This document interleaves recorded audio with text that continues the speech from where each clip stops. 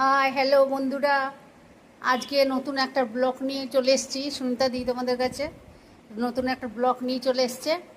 দেখো আজকে দুপুরবেলা আমি কি কি রান্না করেছি।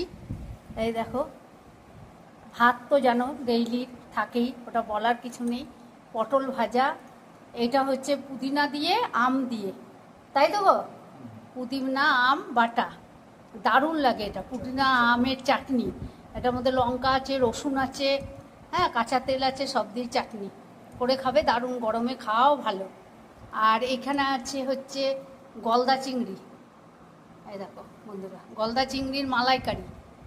আর এখানে আছে হচ্ছে মাছের ডিমের বড়া করে আলু দিয়ে ডালনা। আর এখানে আছে এই দেখো আম আছে, টক ডাল। হ্যাঁ এই করেছি, পটল ভাজা, এই যে গলদা চিংড়ি, তারপরে মাছের ডিমের বড়া দিয়ে তরকারি, আলু দিয়ে।